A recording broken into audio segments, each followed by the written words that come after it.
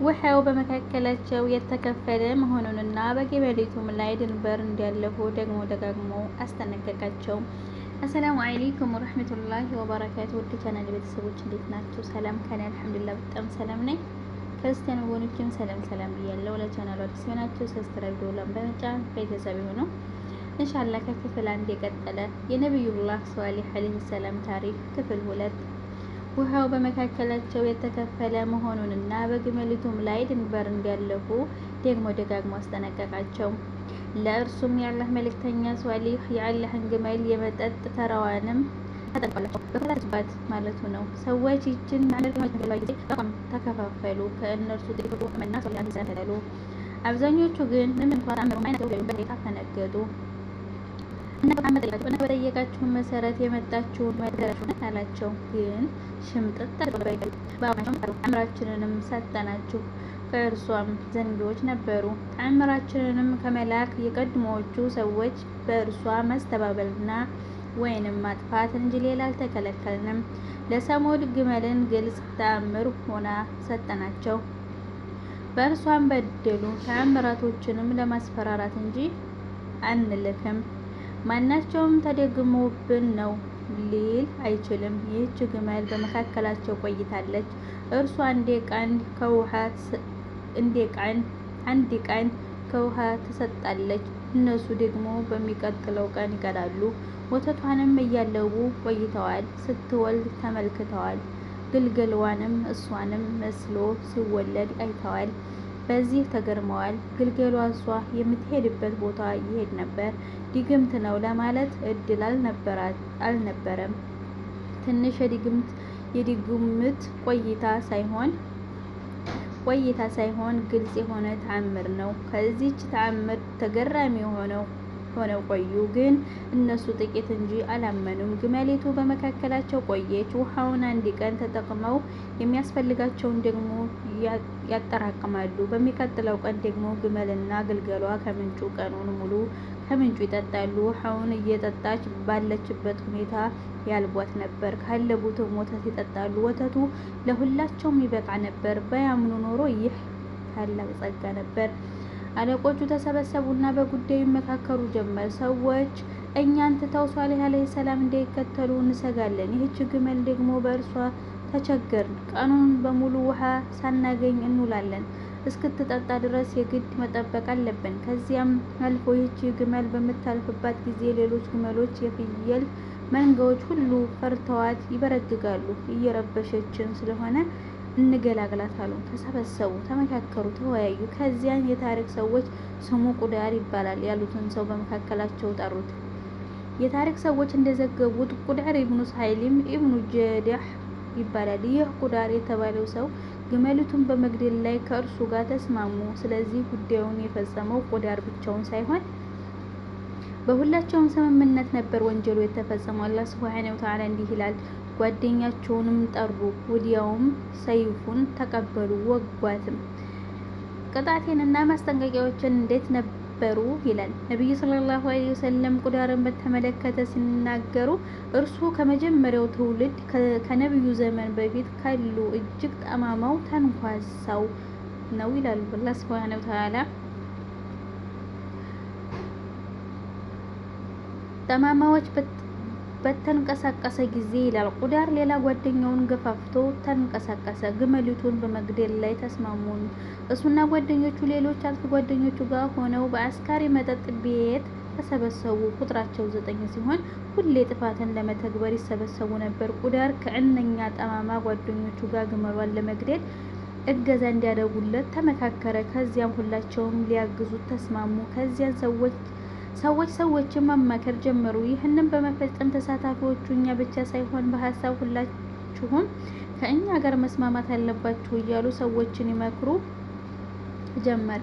እናም ሰዎች ሁሉ በጉዳዩ አገዟቸው። አላህ ሱብሓነሁ ወተዓላ እንዲህ ይላል፣ በከተማይቱም ውስጥ በምድር ውስጥ የሚያበላሹና የማያሳምሩ 9 ሰዎች ነበሩ ይላል። የጥፋትን ዱካ የደረሱና መልካም ነገር ፈጽሞ የሌለባቸው ወጣቶች ነበሩ። በመካከላቸው ደግነት የሌለባቸውና ዘወትር ለመሆን ለማጥፋት የሚጣሉ ነበሩ።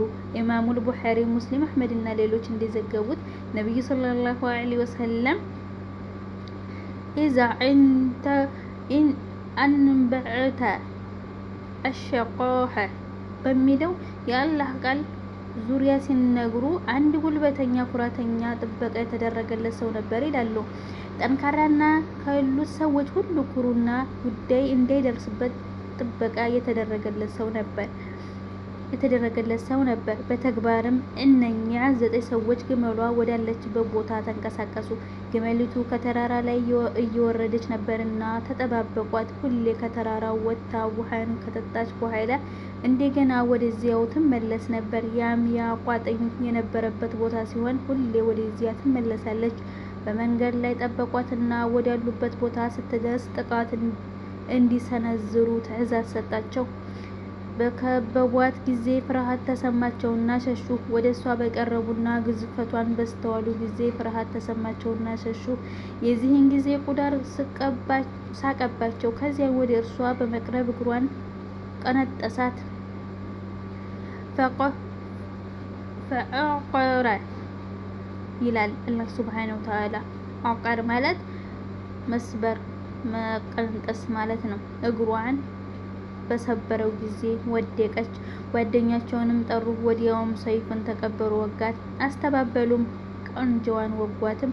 በኃጢአቶቻቸው ምክንያት ጌታቸው ቅጣትን በእነሱ ላይ ደመደመባቸው፣ አስተካከላቸው ይላል። የጌታችን ትዕዛዝ አፈነገጡ። ግመሏን ከወጓት በኋላ እውነት ከመልእክተኛው ከሆንክ እኛን የምታስፈራራበት አምጣው አሉት። እሷን በወጉ በኋላ እርሷ የነበረው ግልገሏን በማሳደድ ወጉት። እናቷን በወጓት ጊዜ ወደ ተራራው ወደ ቋጥኙ ሸሽቶ ነበር።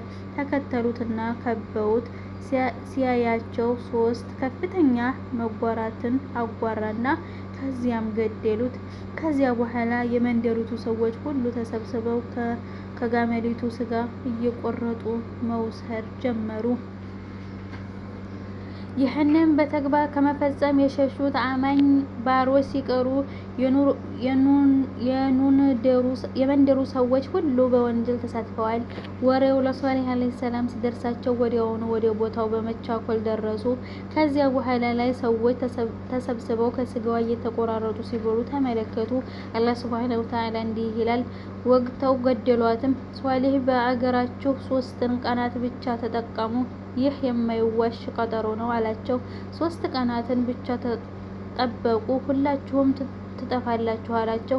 እስኪ አምጣው በማለት ይወራረዱበት ለነበረው ጥያቄ መልስ መጣ ማለት ነው። ከ3 ቀን ብቻ ጠብቁ አላቸው። ሰዎች ተሰበሰቡና በሷሊህ ዐለይሂ ሰላም ጉዳይ ይወያዩ ጀመር። በዚህ በሰማቸው ዛቻ ዙሪያ ይመካከሩ ጀመር። ያን ጊዜ ግመሊቱን እንደገደልነው ሁሉ ሷሊህንም እንግደለው አሉ። በሷሊህ ግድያ ዙሪያ ሴራ መሴር ጀመረ። እርሱንና ቤተሰቦቹን ሌሊት ልንገድል፣ ከዚያም ለዘመዱ ቤተሰቦቹ ጥፋት መገደላቸውን አላየንም፣ እኛም እውነተኛ ነን ልንል በአላህ ተማማሉ አሉ። እናም ግመሊቱን ከገደሉ በኋላ በሷሊህ ግድያ ተመካከሩ። በተግባርም አጥፊ ሰዎች ሷሊህን ለመግደል ተዘጋጁ። እነሱን የሚያግዛቸው ሰው አብሯቸው አለ። ከዚያ እርሱንና ከእርሱ ጋር ያሉትን በሙሉ ሊያጠፉ እና ሊገድሉ ወደ ሷሊህ ዐለይሂ ሰላም ቤት አመሩ። አላህ ሱብሓነሁ ወተዓላ እንዲህ ይላል፣ ተንኮልንም መከሩ፣ እነሱም የማያውቁ ሲሆኑ በተንኮላቸው አጠፋናቸው ይላል። የተንኮላቸውን መጨረሻ እንዴት እንደነበረ እኛ እነርሱንም ህዝቦቻቸውንም በሙሉ እንዴት እንዳጠፋናቸው ተመልከት። ቋጥኝ ተደረመሰባቸውና ባሉበት ቦታ ላይ ጸጥ አደረግናቸው። ጥፋቱ ሷሊህ ዐለይሂ ሰላም ለመግደል በፈለጉት በእነዚያ 9 ሰዎች ላይ ጀመረ። ሷሊህ ዐለይሂ ሰላም እነዚያ 9 ጠላቶቹን ባጠፋበት በዚያን ስለት ራሱንና ተከታዮቹን ይዞ ሸሽቶ ከሂጅር ወጣ። ሰዎች በታላቅ ትርኢት ላይ ሆነው